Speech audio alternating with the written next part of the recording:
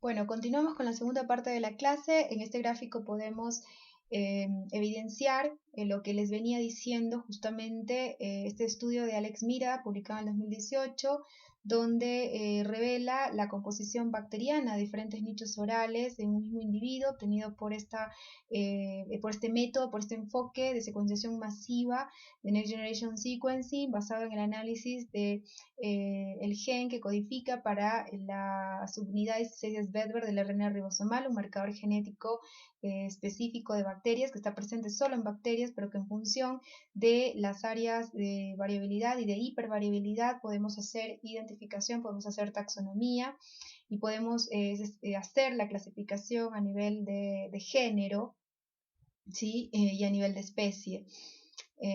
Este gráfico justamente lo que demuestra es que evidentemente la composición, es decir, el perfil de géneros bacterianos y la abundancia de estos géneros bacterianos evidentemente varía de un nicho espacial a otro, ¿sí? Y estas diferencias, como les dije, están dadas por las variables anatómicas, histológicas, físico-químicas, inmunobiológicas que actúan en cada nicho o en cada hábitat que encontramos dentro de este mega hábitat llamado cavidad bucal. ¿Sí? Como ustedes pueden ver, ¿qué rescatamos de este gráfico? Que a pesar de que las proporciones de los géneros bacterianos varía de un nicho a otro, una conclusión es que el género Streptococcus evidentemente es el dominante en la cavidad bucal. Esa sería una primera conclusión, es el género dominante. De hecho, lo vimos en la clase Streptococcus, que Streptococcus era justamente un género de alto impacto en la cavidad bucal. ¿Por qué de alto impacto? Porque podía colonizar, era tan versátil que podía colonizar distintos nichos espaciales, distintos sitios o hábitats en la cavidad bucal. ¿Y por qué? Porque es una bacteria con alta flexibilidad metabólica, capaz de utilizar una amplia colección de hidratos de carbono para obtener energía, y es una bacteria que desde el punto de vista, o un género que desde el punto de vista de sus propiedades de oxidorreducción, es capaz de vivir o de tolerar condiciones de anaerobiosis estricta y condiciones de anaerobiosis no tan estrictas, ya que se comporta como un anaerobio facultativo, ¿sí? Entonces, esta es una primera conclusión de este gráfico, es un género dominante, ¿sí? Y otros géneros, bueno, y sobre todo Streptococcus, lo van a encontrar muy aumentado de una manera dramática en lengua, en superficies de lengua y en saliva estimulada. Decae un poco en saliva no estimulada, y es también muy importante su proporción en nichos supragingivales o placa supragingival y disminuye en placa subgingival, ¿sí? En placa subgingival vamos a encontrar básicamente un enriquecimiento de Streptococcus constellatus, de Streptococcus intermedius, de Streptococcus mutans y básicamente bacterias de este género que se comportan como anaerobios estrictos, ¿sí? que soportan, toleran altos niveles de CO2 por las mismas condiciones anatómicas de este nicho que promueven justamente la anaerobiosis, que lo vamos a ver más adelante. Y después, a nivel supragingival, encontramos también un protagonismo de Rotia, ¿sí? Encontramos un protagonismo de el género Fusobacterium, de Gemela, pero como ven, Fusobacterium, al ser una bacteria proteolítica, vemos que su proporción comienza a aumentar a medida que nos aproximamos al nicho subgingival. De hecho, Fusobacterium es considerada la bacteria puente que conecta justamente los colonizadores primarios, que son fundamentalmente género Streptococcus, Actinomyces, con los colonizadores secundarios que pertenecen básicamente a los géneros de bacterias proteolíticas como Agregatibacter, como Porphyromonas, Prevotella, Tannerella, Treponemas, ¿sí? Todos esos géneros mencionados proteolíticos van a colonizar nichos de cavidad bucal pero una vez que Fusobacterium lo haya hecho. ¿Y dónde son dominantes? Son dominantes en los nichos donde las condiciones de anaerobiosis son más preponderantes. ¿Y cuál es el nicho de la cavidad bucal donde las condiciones de anaerobiosis son preponderantes? Acá, en el nicho subgingival. Entonces, por esa razón, ustedes pueden ver que la proporción de Agregatibacter, Actinomyces comitans, bueno, esa es una especie, pero esa especie está dentro de este género Agregatibacter. Hay varias especies de Agregatibacter, pero en general ese género, por ejemplo, es protagonista en el nicho subgingival, es decir, en el surco o en las bolsas periodontales.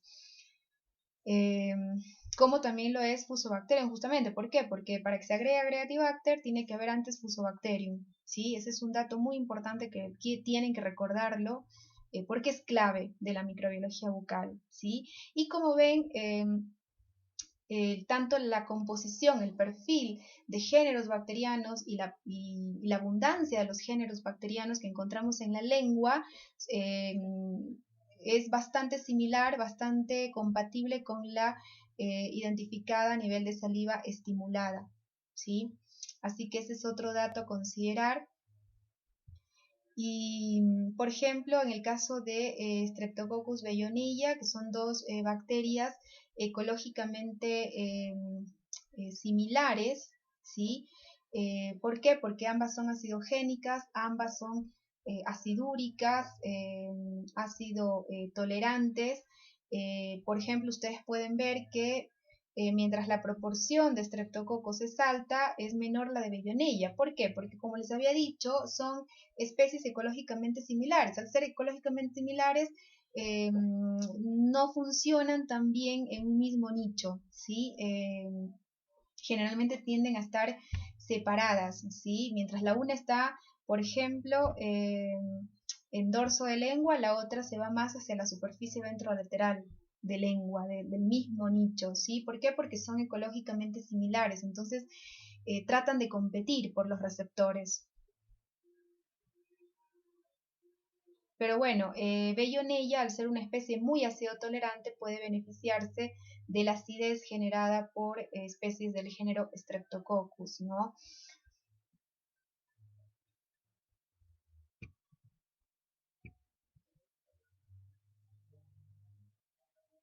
Bueno,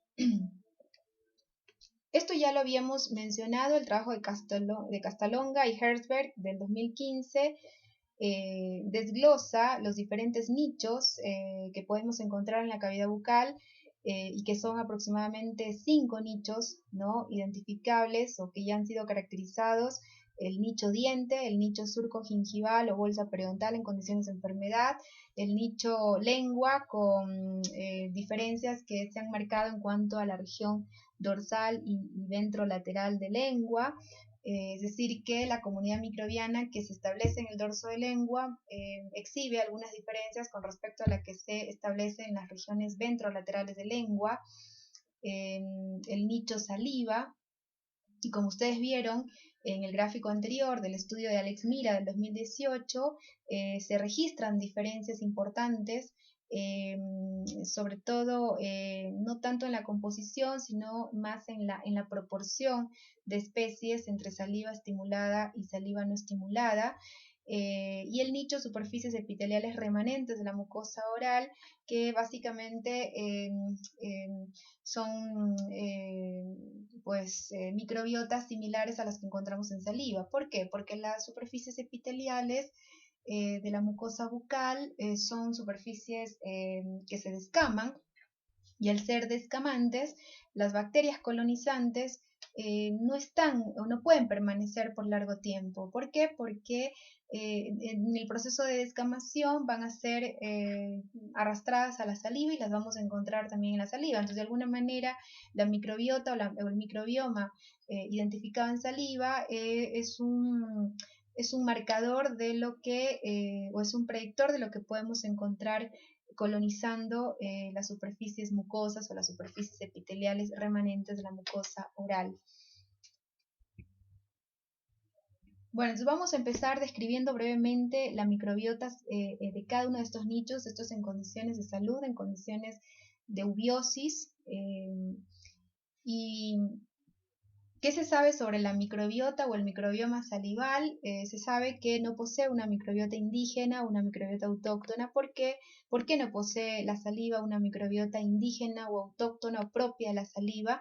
Bueno, porque en realidad la saliva recibe todo lo que se desprende de las mucosas o las superficies descamativas. Entonces, como les dije, las bacterias o el microbioma que vamos a encontrar en saliva es en realidad el resultado de la descamación, las bacterias que estuvieron colonizando las superficies mucosas y que por el proceso descamativo pasaron a saliva.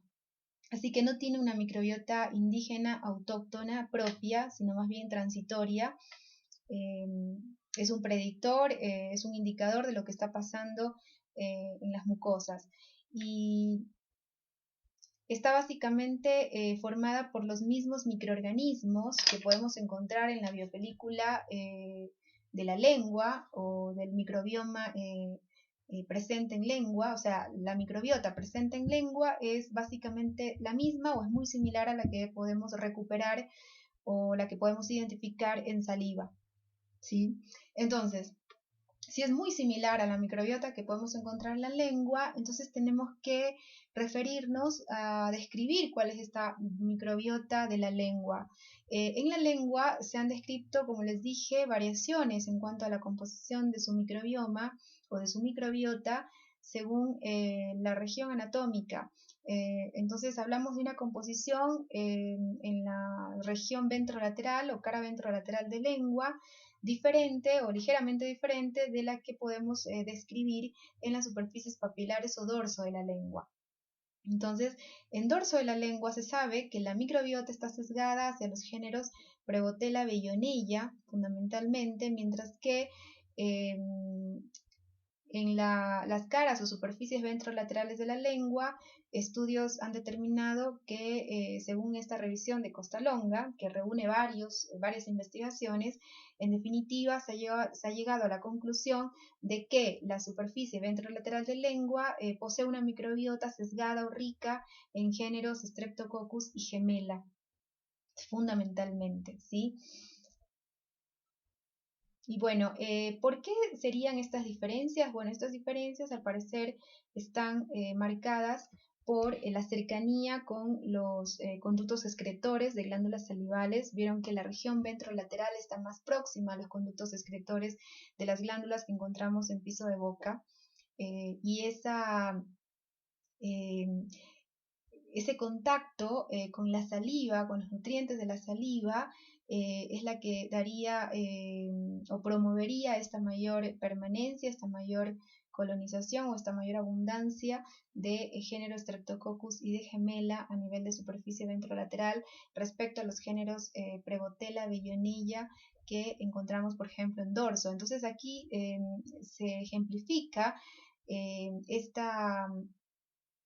este principio mencionado de que dos especies ecológicamente iguales no pueden coexistir en un mismo nicho. Por esa razón es que Streptococcus, que metabólicamente es muy similar, ecológicamente es muy similar a Bellonella, ambas son acidogénicas, acidúricas. Streptococcus lo tenemos más en la cara ventrolateral de lengua, pero Bellonella lo encontramos prioritariamente, predominantemente a nivel de dorso de lengua. Entonces, ese es un ejemplo pues básico para poder explicar justamente el concepto de nicho ecológico, ¿sí? El nicho ecológico, como les dije, es hace referencia al papel, a la función que ejerce cada organismo en su hábitat específico, y justamente para que una comunidad microbiana se pueda establecer es necesario que sus constituyentes sean ecológicamente diferentes, ¿sí? En lo posible sean mayormente ecológicamente diferentes. ¿Para qué? Para que puedan todos coexistir. De lo contrario, empiezan a aparecer interacciones competitivas. Entonces, va a haber obviamente alguien que predomine sobre el otro, ¿sí? Entonces, eso es importante, ese es un concepto importante de ecología microbiana que tienen que asimilarlo, ¿sí? Y bueno, otro dato importante antes de pasar, ustedes se preguntarán por qué encontramos bacterias proteolíticas como Prevotella en dorso de lengua. Bueno, porque en el dorso justamente es la superficie de la lengua donde vamos a encontrarnos con ciertas estructuras anatómicas. Este, por ejemplo, es un clásico ejemplo de cómo impacta las diferencias anatómicas en la composición del microbioma bucal. La presencia de surcos, ¿sí? De depresiones en el dorso de la lengua, y más aún si es una lengua escrotal, una lengua mismo surcada o más surcada, hay variaciones en cuanto a la profundidad de esos surcos. Hay gente o hay individuos que tienen lenguas más surcadas que otros, con depresiones más profundizadas que otros, lo que se llama lengua escrotal, ¿sí? Y esos sitios obviamente retienen la placa bacteriana, retienen el biofilm, son reservorios de bacterias donde las condiciones de anaerobiosis van a ser un poco más importantes en esas zonas, ¿sí?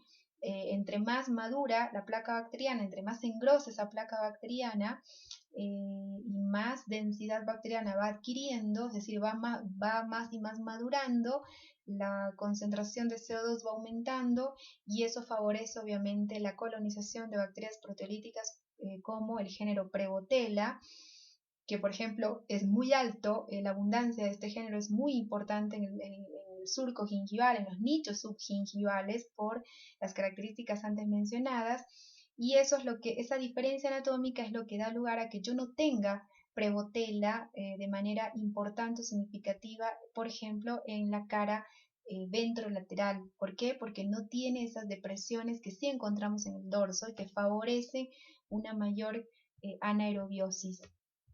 Y la diferencia entre Bellonella y Streptococcus, la diferencia de localización, es justamente por las funciones que cumplen, ¿no? Que son ecológicamente similares. Entonces, no pueden tanto coexistir juntos. Bueno, ahora pasamos a describir la microbiota o el microbioma del diente. La superficie dental, ¿sí? Por ser una superficie, ya saben, no descamativa, eh, es única en la cavidad bucal, justamente por no ser descamativa, ¿no? Provee una localidad ancladamente estable para el desarrollo de un biofilm a largo plazo, a largo término. Y se han descrito distintos mecanismos de adherencia para establecer la formación de una biopelícula sobre la superficie dental no descamativa.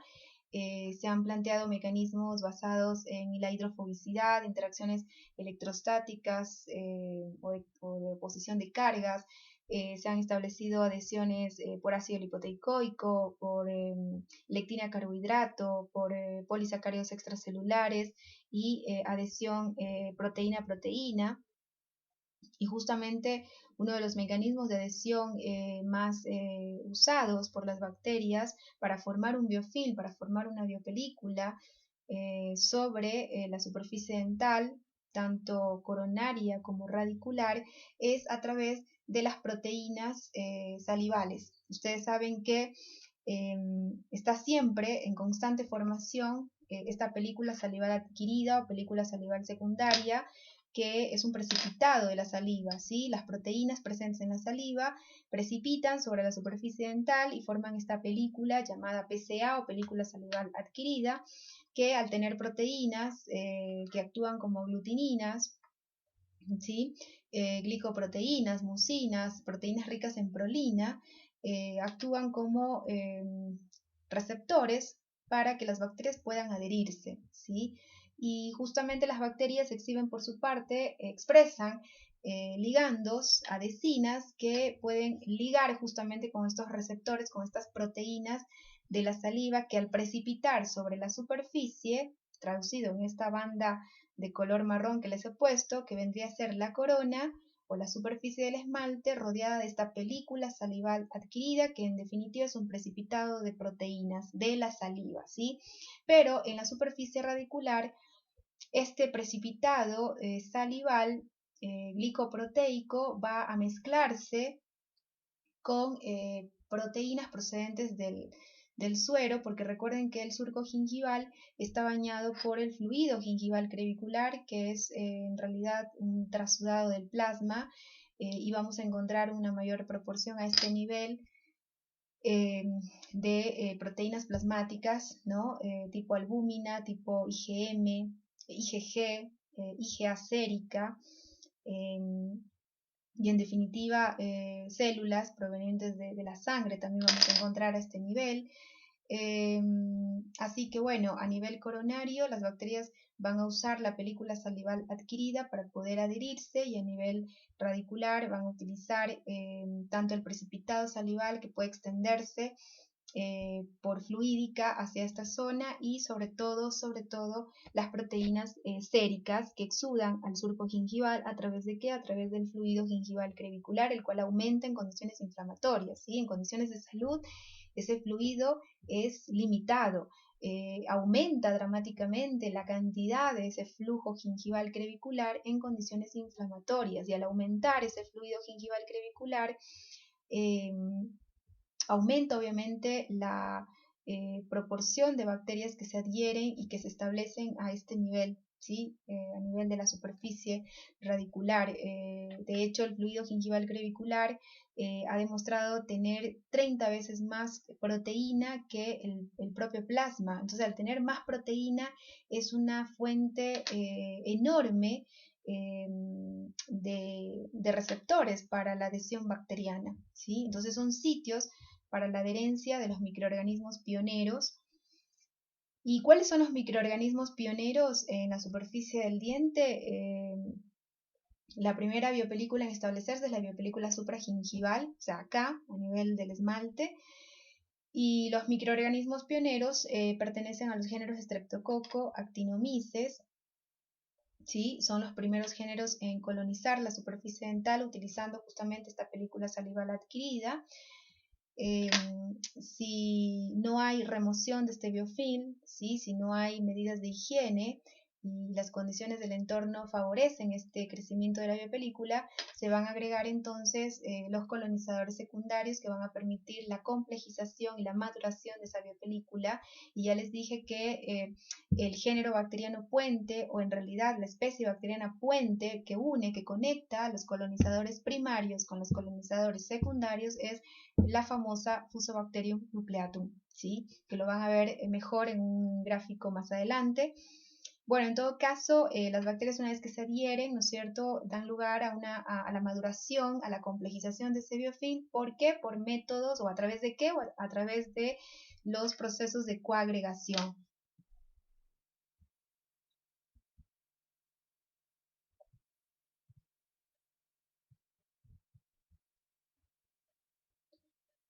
Bueno, entonces es importante que recuerden las diferencias y el porqué de las diferencias entre la microbiota de la placa dental supragingival y de la microbiota que forma la placa dental subgingival. Y las diferencias están dadas por las variaciones en cuanto a la abundancia de nutrientes, a la composición de los nutrientes y de las proteínas que pueden encontrar las bacterias en un nicho y otro, por las variaciones en el potencial redox, ¿sí? El cual es más alto, mucho más alto a nivel supragingival, y disminuye dramáticamente a nivel subgingival. ¿Por qué disminuye el potencial redox a nivel subgingival? Porque aumenta el nivel de CO2, entonces disminuye justamente la oxigenación a este nivel.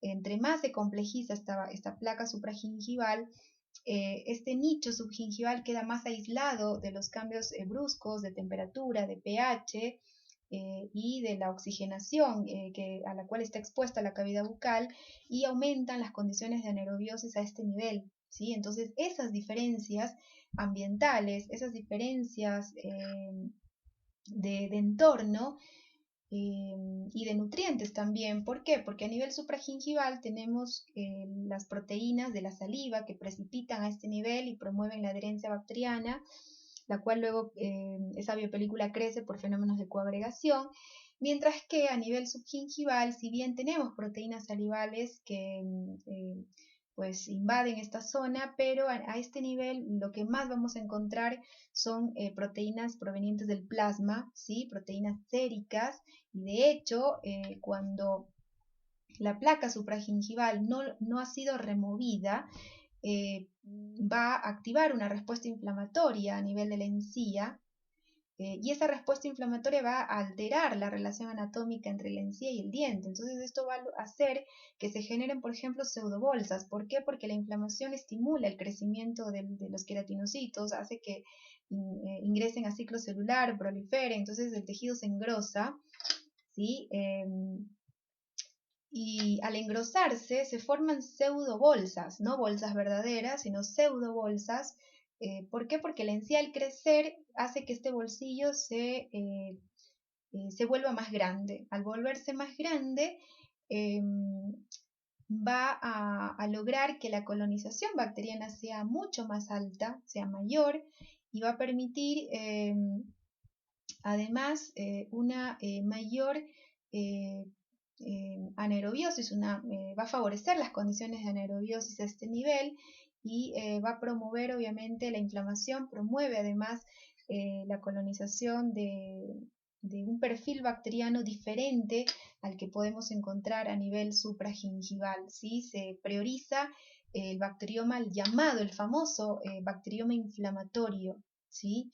El cual ha demostrado, según evidencias actuales publicadas en los últimos 5 años, ese bacterioma inflamatorio estaría asociado con el mayor o menor riesgo de desarrollar cáncer oral en la forma de carcinoma oral de células escamosas.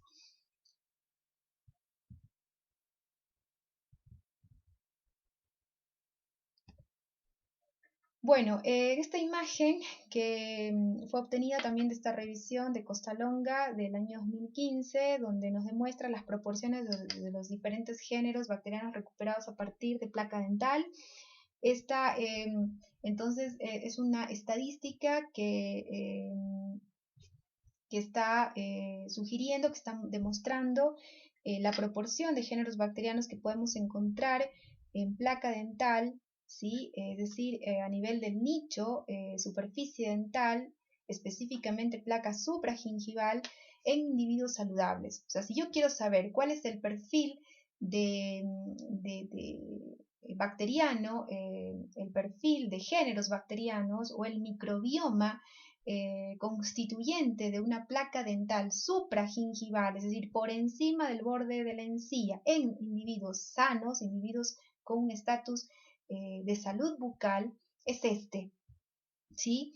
Esto sí fue obtenido ya por estadística, fue obtenido tras un muestreo de un total de 98 individuos con condición de salud bucal, es decir, que 98 sujetos con cavidad bucal en estado de salud se sometieron a un muestreo de placa dental supragingival. Esta placa dental supragingival fue procesada en laboratorio para purificar únicamente el ADN de esta muestra, y ese ADN se somete posteriormente a secuenciación, ¿sí? A plataformas de secuenciación masiva como Next Generation Sequencing, para analizar justamente, para llegar a la identificación de las poblaciones de bacterias que yo pueda encontrar en esa muestra a través del estudio, ya saben, que es el enfoque más usado, el estudio o el análisis de la región del ADN que codifica para el RNA ribosomal 16 Svedberg, o sea, la subunidad 16 del RNA ribosomal, que es un marcador bacteriano, ¿sí? Es específico de bacterias, lo encontramos solo en bacterias. Entonces, ¿cuáles son en definitiva, en función de esta estadística que nos ofrece este estudio, esta revisión de Costalonga y Herzberg del año 2015?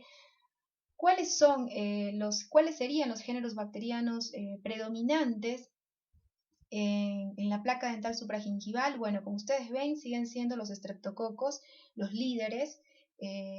Entonces, esta evidencia nos demuestra que Streptococcus, el género Streptococcus, es un género definitivamente de alto impacto en la cavidad bucal.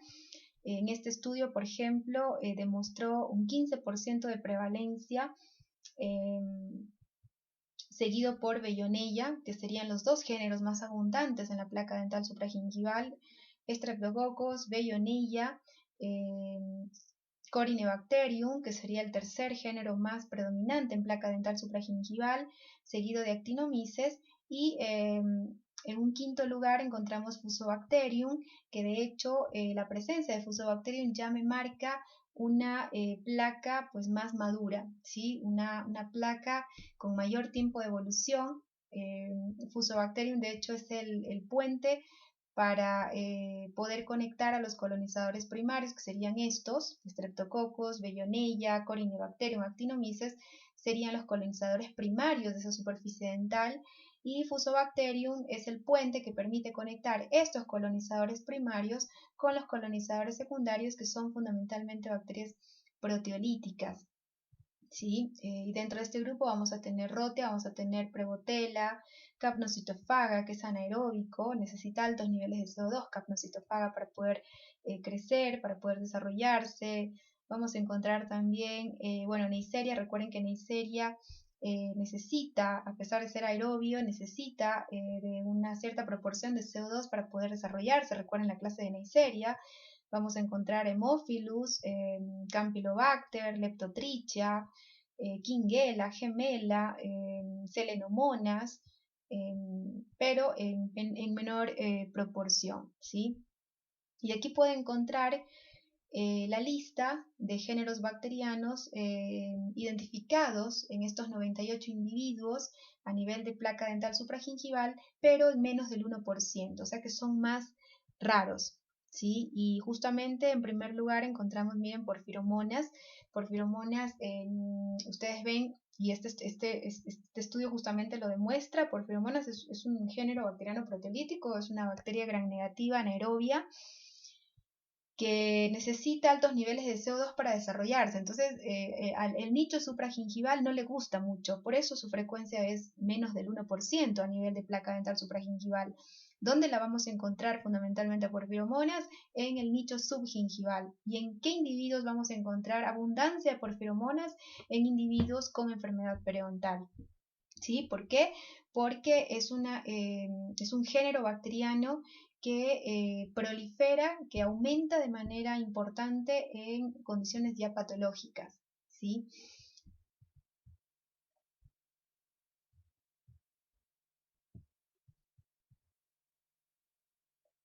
Bueno, sobre los nichos ecológicos que se establecen en la corona del diente, tenemos que decir, que ya lo mencioné inicialmente, es que se han descrito 5 diferentes comunidades microbianas en la corona de un diente, cada comunidad o cada sitio con un riesgo específico de caries.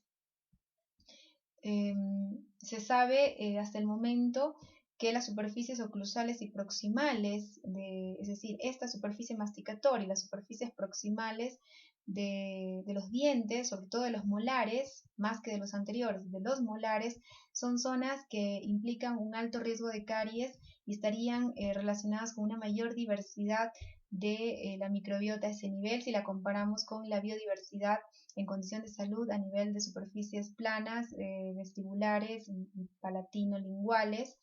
Es decir, que la diversidad de especies, la abundancia de especies en condición de salud bucal es mayor a nivel de superficies proximales y a nivel de caras oclusales. ¿Sí? Pero a pesar de que en condiciones de eubiosis o de salud esos sitios son más biodiversos, contrariamente a lo que pasa en el intestino, son más propensos al desarrollo de caries, a pesar de ser más biodiversos y de mayor abundancia de bacterias. Sin embargo, son más propensos al desarrollo de caries. ¿Por qué? Porque justamente en estas zonas, eh, el clearance que ejerce la saliva no es tan significativo, no llega a ser tan significativo. Entonces, los hidratos de carbono que consume el individuo van a concentrarse más a este nivel, a nivel de las fosas y de las fisuras de las caras oclusales y a nivel de las caras proximales, se van a concentrar más porque el clearance mediado por la saliva no es tan eficiente a este nivel. Entonces, para yo diluir en lo más posible esos hidratos de carbono que se concentran acá, acá y acá, ¿qué necesito? Necesito de un buen flujo salival, así que esa es una variable importante. Una persona con una saliva más espesa va a tener más problemas, ¿sí? Y además, para diluir estos hidratos de carbono, necesito una buena higiene bucal, ¿sí? Necesito uso de hilo dental y un buen cepillado a nivel de las caras oclusales. Si yo no uso hilo dental o seda dental, no voy a poder remover este biofilm que se establece acá, a estos niveles, ¿sí? Por más que yo haga un excelente cepillado dental, si yo no uso seda dental, no voy a poder remover eficientemente la biopelícula que se establece en estos nichos. Por eso son nichos de alto riesgo de caries, a pesar de que exhiben una mayor biodiversidad y una mayor abundancia de especies, que contrariamente a lo que pasa en el intestino, donde la mayor biodiversidad se asocia a salud y una menor biodiversidad se asocia más bien a enfermedad, acá no, miren, acá pasa lo contrario. ¿Por qué? Porque las condiciones de la boca son muy diferentes a las que ocurren en otro sitio corporal como el intestino. No podemos compararlas porque la cavidad bucal es un nicho complejo, ¿sí? Complejo, donde están interactuando todo el tiempo diversos factores, ¿sí? Entonces ese es un dato muy importante que tienen que considerarlo. Y los sitios, por ejemplo, de menor biodiversidad y de menor abundancia de especies, son las superficies planas, obviamente, superficies vestibulares, palatino-linguales, y a pesar de ser de menor abundancia, de menor biodiversidad, tienen menor riesgo de caries. ¿Sí? Así que ese es un dato curioso a considerar y recordar porque es importante. Si yo conozco eso, es ahí donde tengo que trabajar, ahí viene la prevención. Si yo conozco este principio microbiano que ocurre a nivel de este nicho llamado superficie dental, yo voy a poder hacer un programa de prevención, si no, ¿cómo? No voy a poder dar las indicaciones al paciente si no utilizo la evidencia, ¿sí? Si no utilizo el conocimiento. Bueno, entonces recuerden que la microbiota de las diferentes superficies dentarias varía, ¿sí? ¿Y por qué es variable? Bueno, porque varía en función de la localización de la pieza dentaria.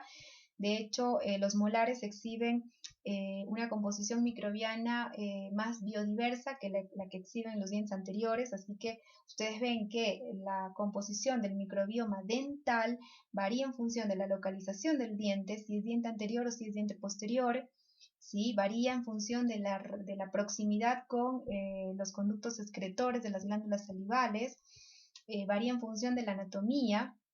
¿Por qué? Y función de la superficie dental. ¿Por qué? Por lo que dije, acabé de mencionar, ¿no? Las superficies masticatorias, por esa rugosidad que les da la presencia de las fosas y las fisuras, las superficies interproximales son más biodiversas que las superficies planas, por ejemplo, y eso me da un riesgo diferente de caries. Y la proximidad con la encía también es un punto a considerar, ¿sí? Porque justamente el microbioma supragingival muestra diferencias, ¿sí? Con el microbioma subgingival. Y eso está dado por el mayor enriquecimiento de proteínas a nivel subgingival debido al trasudado del plasma. ¿Sí? Las condiciones ambientales varían ampliamente a nivel supragingival respecto al nicho subgingival.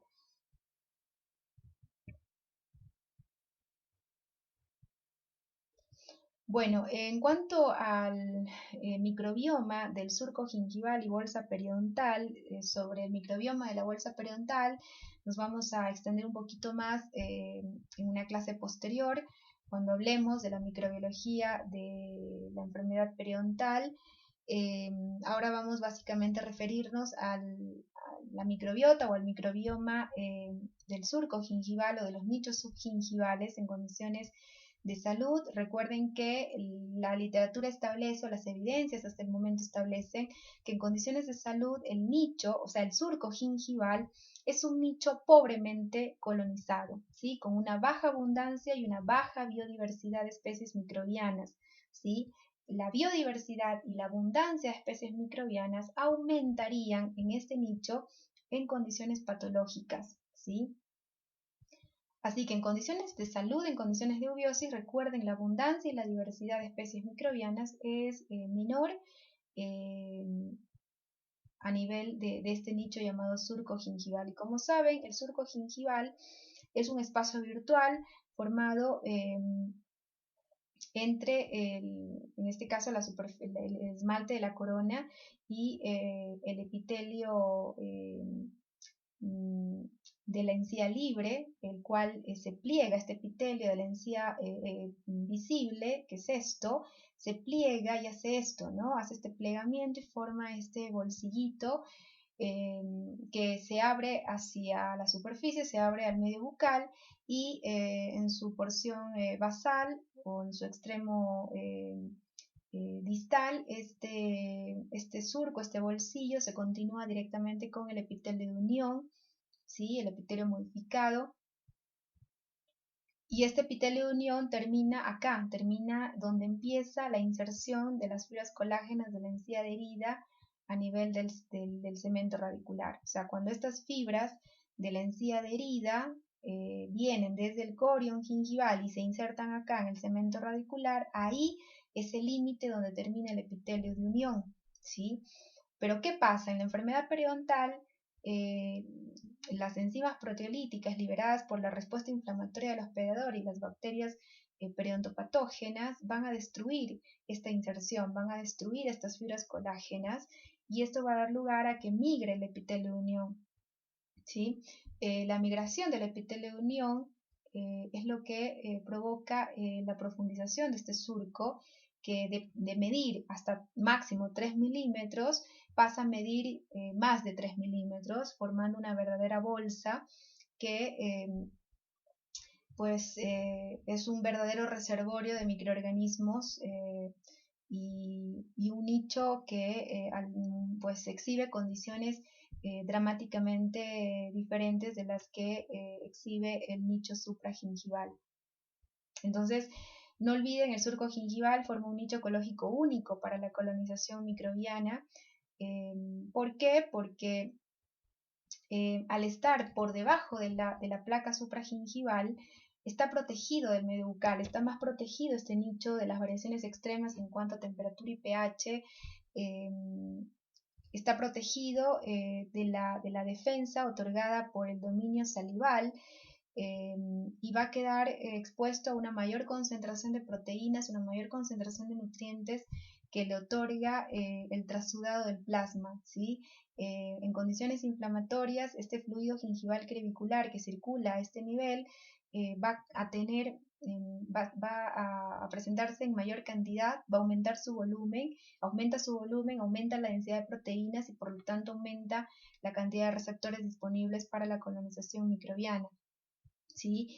Y además, al ser un sitio que se encuentra taponado por la placa supragingival, obviamente queda expuesto a una mayor concentración de CO2, a un mayor nivel de CO2 o a un menor potencial redox, favoreciendo, como ya les dije, la colonización de bacterias anaerobias, básicamente anaerobios estrictos a este nivel, ¿sí? Por esa razón es que el surco gingival forma un nicho ecológico único para la colonización microbiana.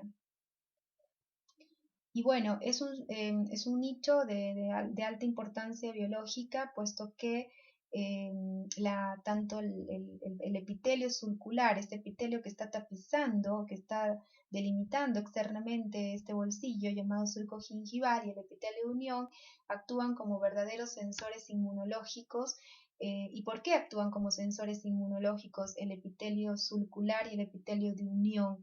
Bueno, porque exhiben receptores de inmunidad innata, como receptores Toll-like y patrones de reconocimiento de patrones, receptores, perdón, de reconocimiento de patrones, que los utiliza o utiliza esta gama de receptores, el epitelio gingival, para poder censar y poder responder ante la presencia de microorganismos, ya sea bacterias, hongos,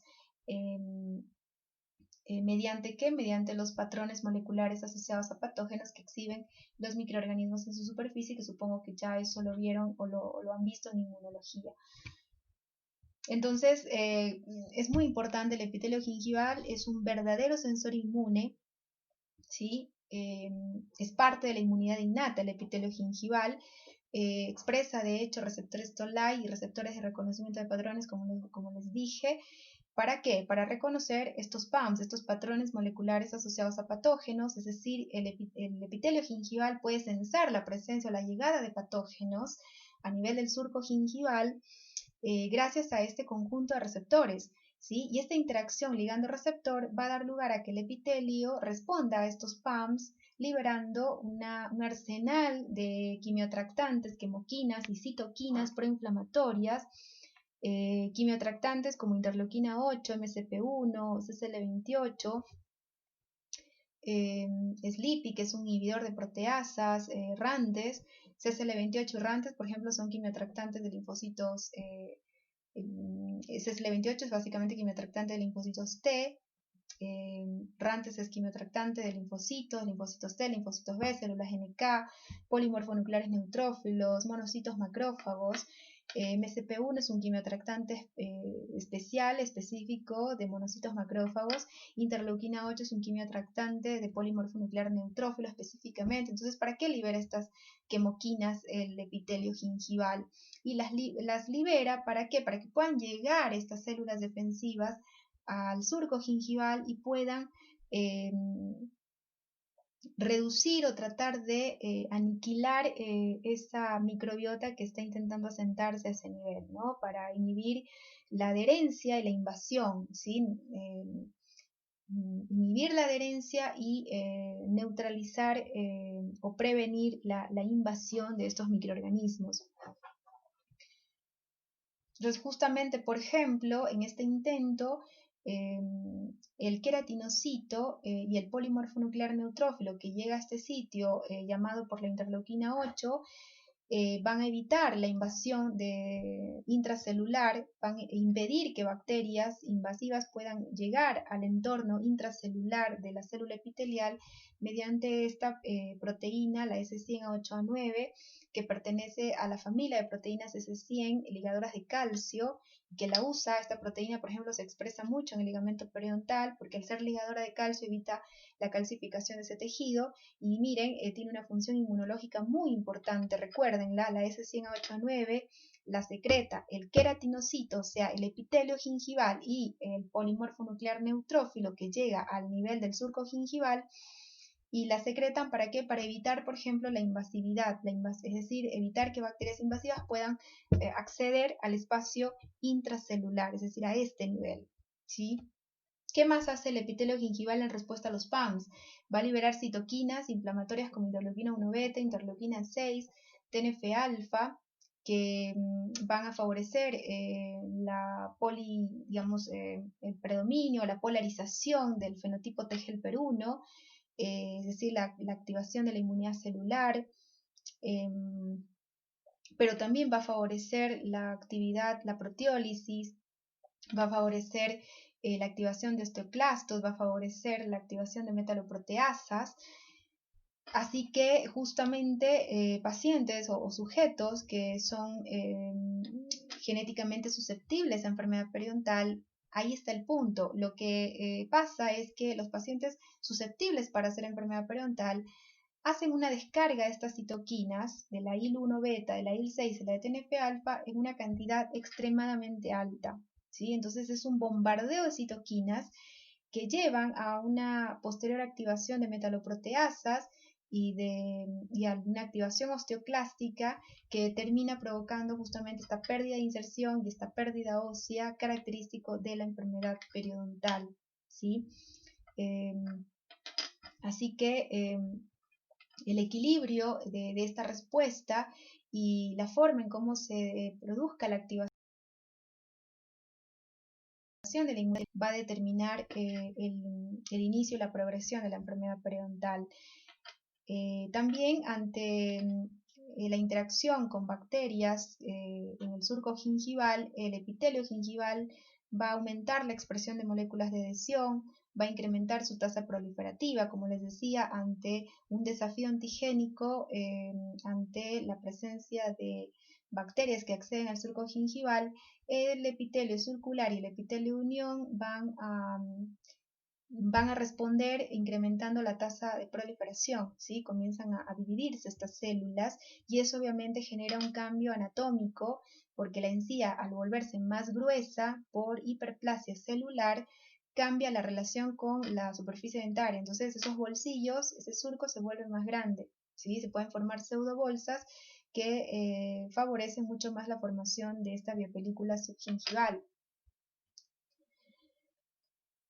Bueno, además, también frente al desafío de los PAMs, el epitelio gingival va a aumentar la producción de péptidos antimicrobianos como calprotectina, defensinas y péptidos que actúan como mecanismos de inmunidad innata antiinvasivos, la S100H9.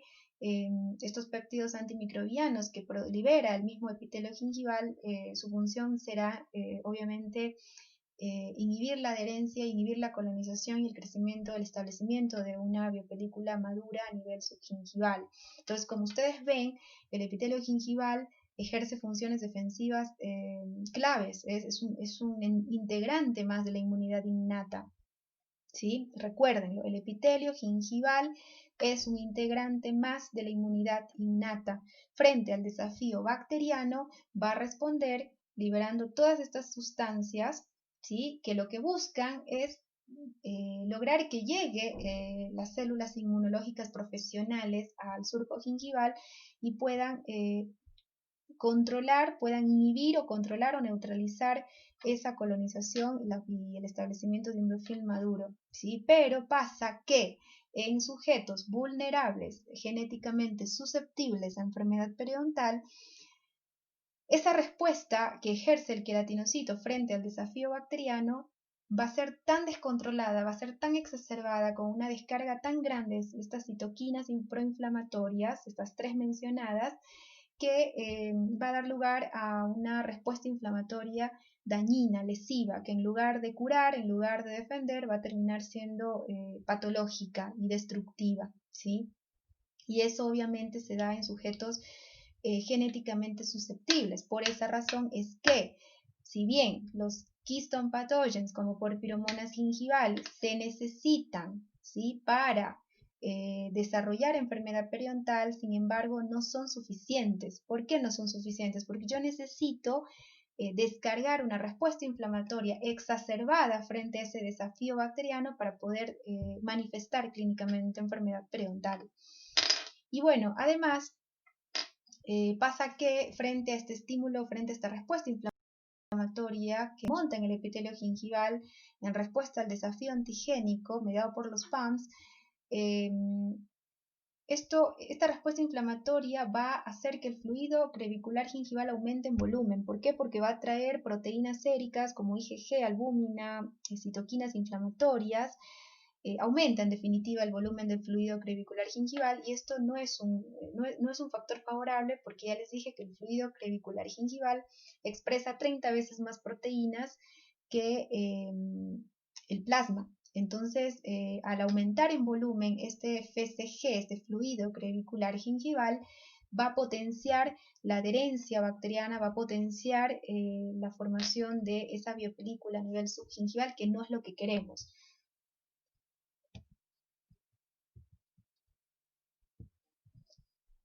Bueno, entonces esta diapositiva es simplemente lo mismo que ya les había dicho. El surco gingival en condiciones de salud está escasamente colonizado, pero cambia dramáticamente esa composición, esa abundancia, ese perfil, esa diversidad de especies en enfermedad. El nicho subgingival, el surco gingival, como les había dicho, es un nicho ecológico único en la cavidad bucal, ya que exhibe propiedades pues ecológicas únicas que favorecen la colonización de un perfil de especies microbianas diferente del que podemos encontrar en otros nichos de la cavidad bucal. Y sobre todo es un sitio favorable para la colonización de periodontopatógenos, ¿sí? El biofilm subgingival va a estar protegido por la morval, ¿sí? Esta anatomía favorece el establecimiento de este biofilm subgingival. ¿Por qué? Porque es un sitio estrecho que pues no está expuesto tanto de manera significativa a la defensa de la saliva y además está protegido de los cambios del potencial redox, o está protegido de los cambios bruscos que ocurren a nivel de temperatura y de pH en el medio bucal, y está protegido ¿por qué? Por la placa supragingival que se forma a este nivel. Entonces, al formarse a este nivel, es como un tapón que aísla esta zona del resto de la cavidad bucal, la isla de la saliva, y la saliva exhibe importantes propiedades antimicrobianas, y una de ellas, que es muy importante, es la mediada por IgA secretoria, ¿sí? Que es antiadhesiva y además es capaz de inactivar toxinas bacterianas y es además antiinflamatoria. Esa ventaja no la podemos tener a este nivel porque la saliva no llega tanto a este nivel, digamos, no transcurre hacia esta profundidad. ¿Sí? Esta zona va a estar básicamente bañada por proteínas séricas, recuérdenlo. Entonces, recuerden, el biofilm subgingival va a estar protegido por la morfología propia del surco gingival y por el biofilm supragingival. Y bueno, el establecimiento y la proporción de especies que colonicen este nicho subgingival va a estar determinado por las propiedades pues biológicas o inmunobiológicas que exhiban las células epiteliales, las células inflamatorias y los productos finales del metabolismo bacteriano. ¿Por qué? Porque ustedes ven que las células epiteliales pueden liberar bacteriocinas, pueden liberar péptidos antimicrobianos, y eso va a influir en la capacidad de formar un biofilm maduro o no a este nivel. ¿Sí? Pero ante pacientes con polimorfismos a nivel del epitelio gingival, o un epitelio gingival que no exprese o que no sea capaz de sintetizar estos péptidos antimicrobianos, va a ser más vulnerable a formar este biofilm subgingival. Va a depender entonces del establecimiento y la proporción de las bacterias que se establezcan a este nivel también de las células inflamatorias, porque por ejemplo, si un paciente presenta un defecto funcional en los monocitos o en los neutrófilos, un defecto en la quimiotaxis, por ejemplo, por más que el epitelio gingival libere sustancias, libere quimiotractantes y libere señales para que lleguen acá las células defensivas, si el individuo, el sujeto, tiene un defecto en su sistema inmune, un defecto funcional, esas células no van a poder llegar. Entonces las bacterias van a avanzar y van obviamente a superar al hospedador, ¿sí? Y la formación del biofilm va a ser más rápida y va a ser más abundante, ¿sí? Y también el establecimiento y la permanencia de bacterias a este nivel, ¿de qué más va a depender? Va a depender de productos finales del metabolismo bacteriano. ¿Por qué? Porque recuerden la clase de Streptococcus. Dijimos que los Streptococcus comensales del grupo Mitis, del grupo Salivarius, del grupo Sanguinis, del grupo Anginosus, aunque bueno, no tanto Anginosus, son básicamente Mitis, Salivarius, Sanguis, Parasanguinis, Streptococcus oralis. Ese grupo de streptococos, llamados streptococos comensales de la cavidad bucal, tenían la capacidad de secretar sustancias inhibitorias de las bacterias patógenas de la boca, ¿no? Una de las sustancias, uno de los productos que podía liberar el metabolismo de estas bacterias era el peróxido de hidrógeno. Entonces, al liberar peróxido de hidrógeno se inhibía el crecimiento de patógenos como Streptococcus mutans y como bacterias proteolíticas periodopatógenas.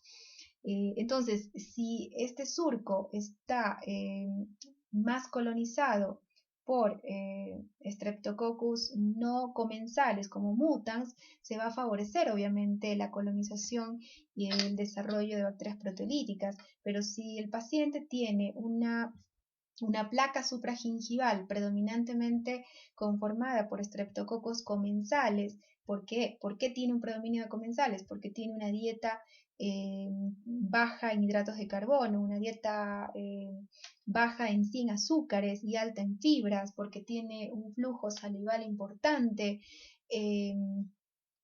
Entonces, obviamente, la composición de su microbioma supragingival va a ser más polarizado a especies comensales, a especies con efectos beneficiosos sobre la salud.